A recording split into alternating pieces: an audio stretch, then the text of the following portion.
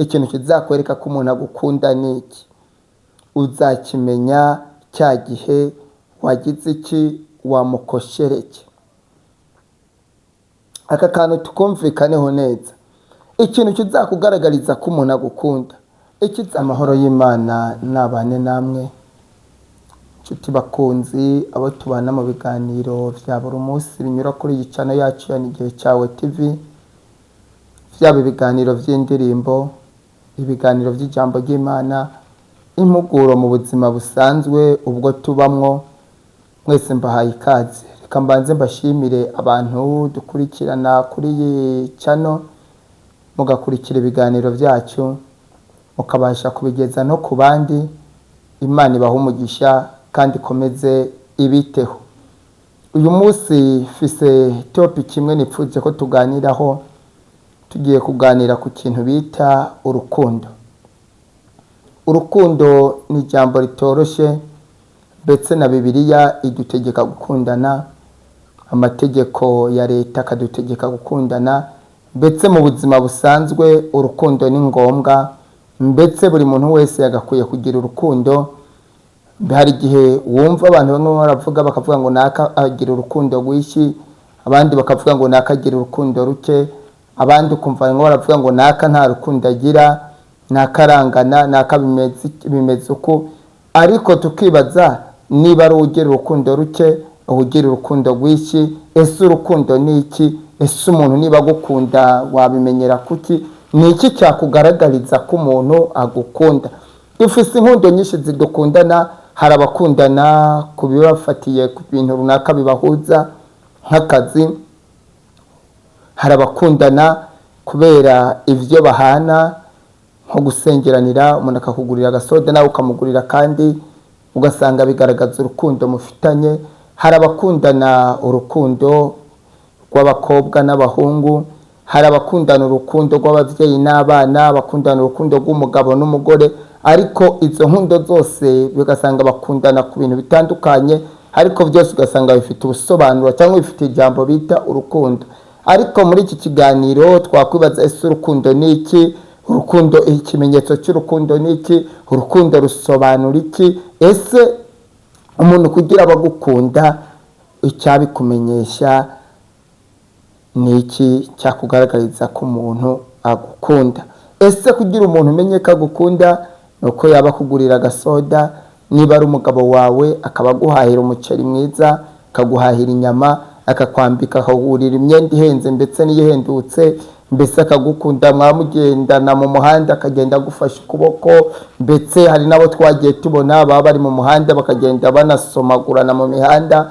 Twagiye tubona ibintu byinshi abantu bagenda bakora kugira ngo bagaragarize abantu cyangwa bagaragarize abo bakunda ko babakunda.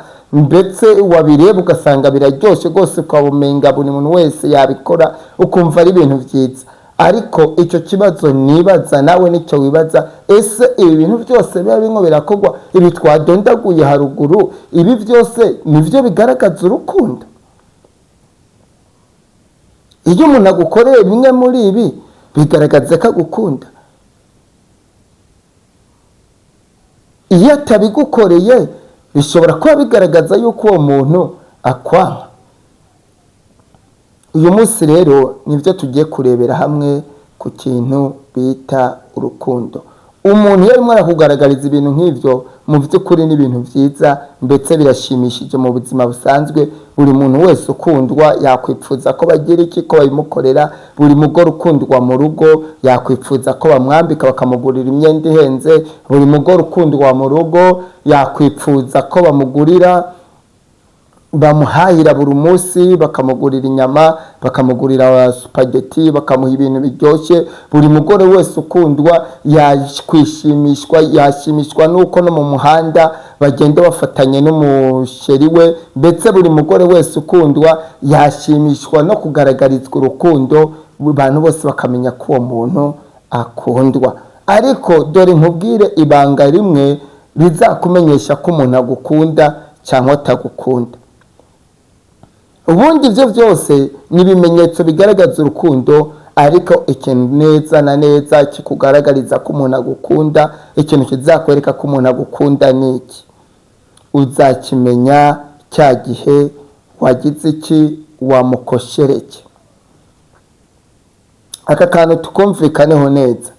Ikintu kizakugaragariza ko umuntu agukunda, ikizakugaragariza ko umugabo wawe agukunda, ni cya gihe wamukoreye ikosa, uburyo uzabona uko azavyitwaramwo nicyo kimenyetso kizamwereka yuko agukunda.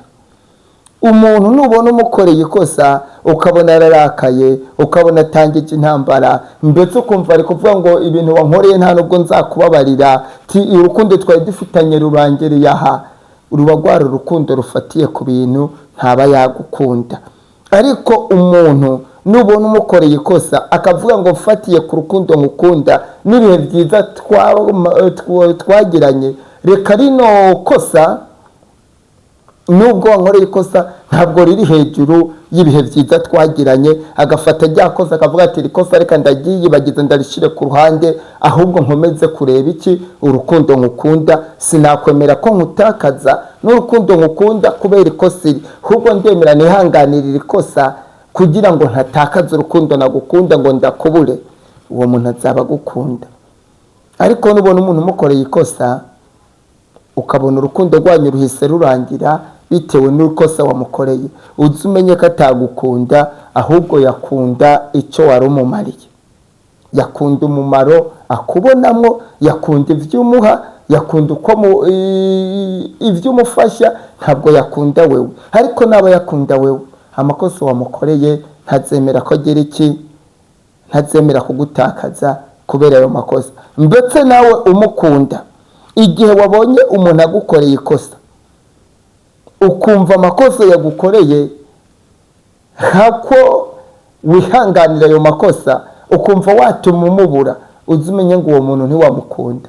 Kuko umuntu ukunda nta cyatuma umutakaza, nta kosa yagukorera ngo bitume wemera kumutakaza. Umuntu nagukorera ikosa ukemera kumutakaza, uzumenye ko igihe wabonye umugabo wawe agukoreye agakosa runaka ukumva urarakaye, ukavuga ngo kuri aka gakosa wankoreye nta nuko nzakubabarira, mbetse ndigendeye, uru rugo ndarutaye, sinari nizeye ko ari wowe wankorera ibi bintu, urampemukiye kandi nari kwizeye, urugo rwawe ndarusize, tufata abana bawe ndigendeye.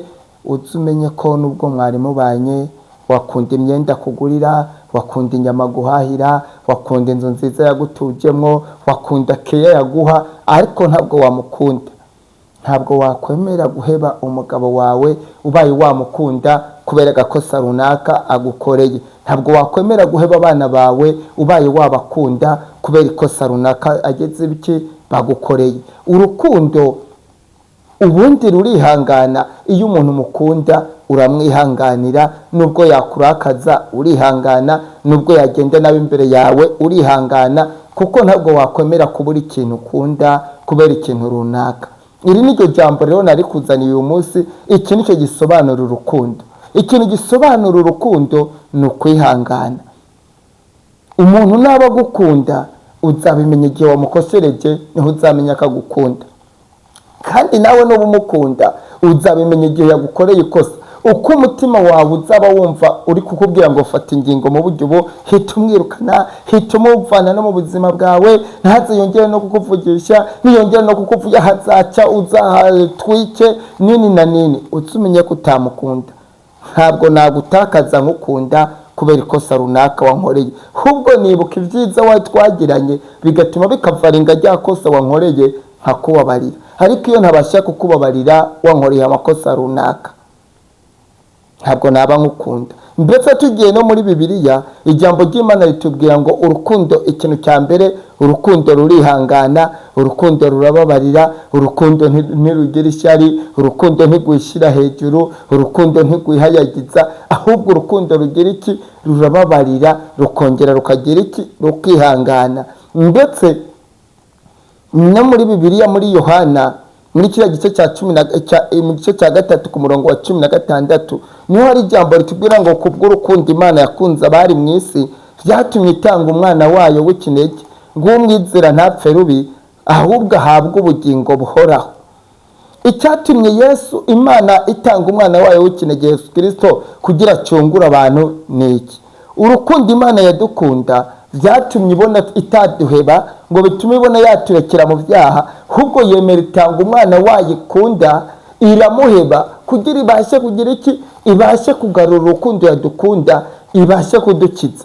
Bituma rero Imana itanga bimwe mu byo yakunda. Iyo umuntu rero umukunda wemera ugatanga byinshi, hako umutakaza ahubwo ugatanga bimwe no mu bindi wakunda, ariko ukabasha kubona ko wagera iki, warokora cyangwa wakiza wa muntu wakunda.